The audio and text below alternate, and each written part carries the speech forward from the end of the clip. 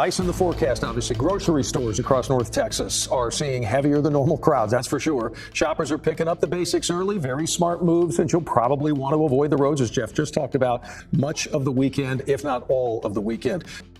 Imagine a heart beating inside a block of ice. You see the flickering social media feeds of empty Kroger shelves, and you think scavenger hunt. But that's the lie they use to keep your panic polite. The truth? A nameless architect has already decided which of you becomes a frozen statistic. As the Arctic air screams into Dallas, the real storm isn't the ice. It's the silence of a grid designed to snap. 90,000 megawatts is a prayer whispered by suits who've never felt their breath turn to needles in a 38-degree bedroom. But the Curator is smiling at those empty bread aisles. Why? Because you think you're buying water to survive, but you're actually participating in a ritual of mass-scale surrender. The shopping carts aren't gone because of milk or eggs. They're gone because the future was bought out from under you while you were checking the weather. Are you ready to see what's actually being stockpiled in the dark? The wind doesn't just howl in North Texas. It screams with the voices of 200 ghosts from 2021.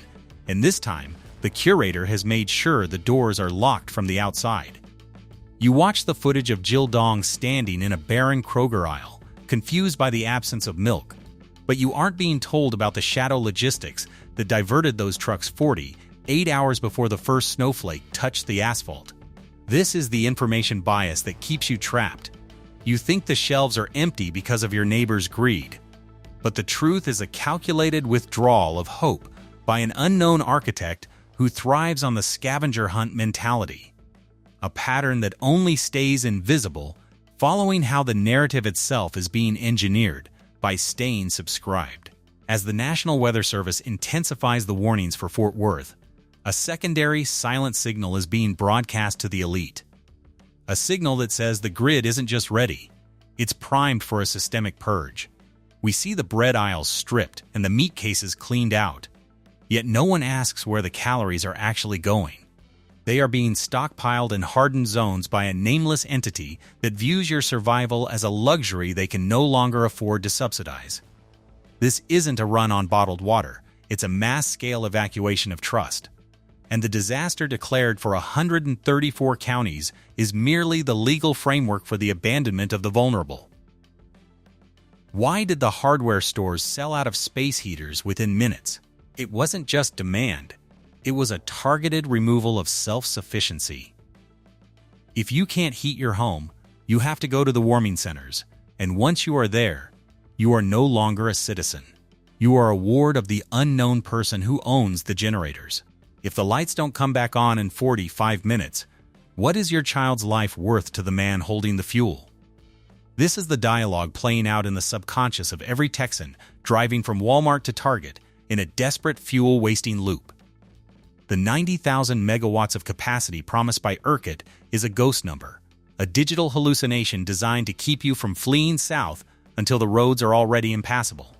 We are witnessing the open loop of the 2021 betrayal being reset for a new generation of victims.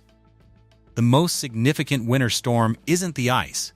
It's the realization that the state didn't winterize the grid. They winterized the profit margins. Every empty shopping cart is a testament to a system that has already decided you are non-essential inventory.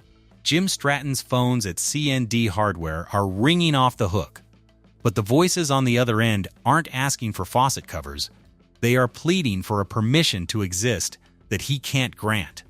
The massive demand is a psychological trigger, a pattern interrupt that forces the brain into a primitive survival state where logic dies and the Curator takes control. Look at the faces of Mark and Sarah in Houston, spending $350 on bulk rice and beans. They think they are being proactive. But they are simply preparing a starter kit for the unknown person who will eventually requisition their supplies under the Disaster Act. The twist is thickening. The supply chain didn't break because of the storm. It was broken on purpose to test the breaking point of human empathy. When the meat cases are stripped bare, the hunger begins to change shape, turning neighbors into rivals and rivals into predators. This is the 80% pump, the pressure of the unknown, the weight of a history that is about to repeat itself with a much more violent conclusion. The storm arrives Friday evening, but for the 67-year-old David in Fort Worth, the storm has been inside his house since the day his keypap machine went silent 5 years ago. He is preparing better by buying peanut butter and crackers, unaware that the unknown architect has already mapped his medical dependency as a predictable failure point. The ambiguity of the state's response is the ultimate weapon. By telling you to take what you need and leave a little for your neighbors, they are setting the stage for the inevitable conflict when there is nothing left to take. We are trapped in a loop where the confidence of Pablo Vegas is the soundtrack to our own freezing. The ice isn't just on the power lines. It's in the hearts of the officials standing next to Abbott, who know exactly which 134 counties are being sacrificed to keep the high-security grids glowing. You are searching for water, but you should be searching for the name of the man who sold the salt before the roads even got slick. The answer is buried under the 4.5 million souls who lost power, waiting for the temperature to hit 38 degrees inside your bedroom before it finally reveals its face. The ice doesn't just silence the world, it acts as a conductor for a different kind of frequency, one that resonates through the empty aisles of the Tom Thumb in Fort Worth. While the curator of this disaster watches from a climate-controlled sanctuary, the rest of Texas is caught in a so profound it mimics a mass-scale neurological reset. You see, the supply chain didn't just break, it was harvested. Those 1,000 canceled flights at DFW aren't just logistical errors, they are a calculated isolation.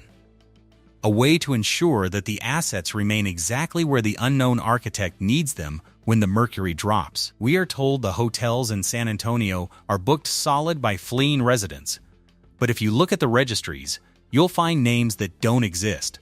Placeholders for a shadow class that arrives in blacked-out SUVs while you're fighting over the last bag of rice at Costco.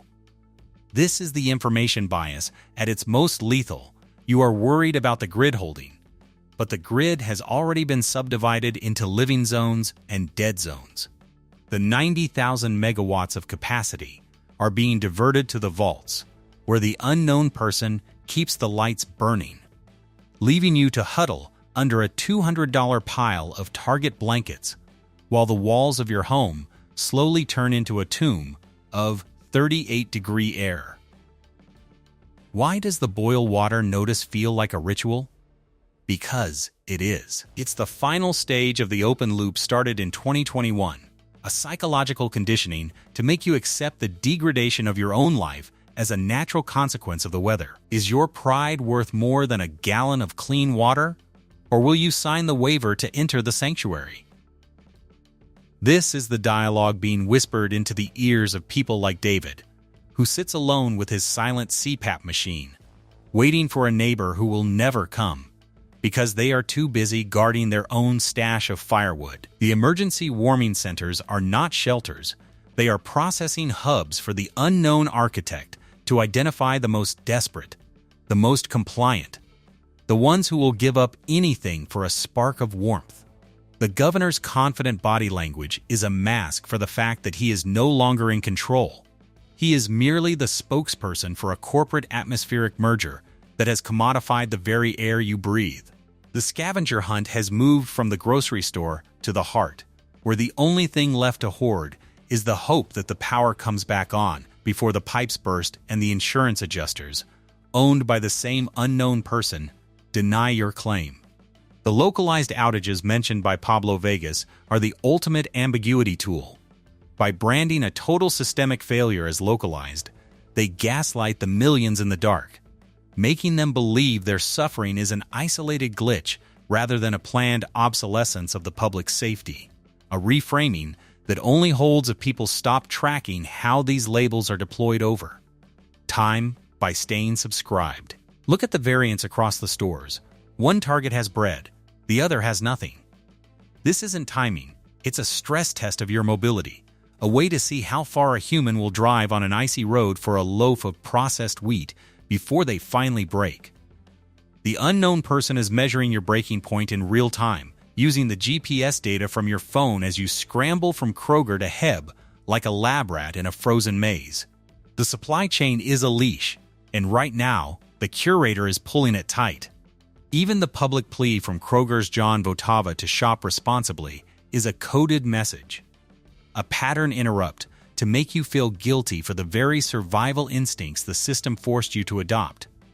They want you ashamed of your hunger, so you won't notice the trucks being loaded behind the authorized personnel-only gates, carrying the meat and medicine you were told was sold out. As Sunday's frost settles, the nightmare clarifies. The grid isn't failing. It's harvesting. This winterization was never for pipes. It was an optimization for an unknown architect who now owns your debt. Monday's warm-up is a strategic lie to prevent revolt before the permanent front hits. You aren't the customer. You are the inventory, tagged and numbered in the dark.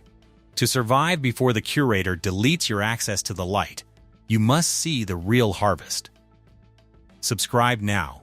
When the power dies, this channel is the only flicker of truth left in the 38-degree silence of your home. Watch the shadows before they turn your heat off remotely.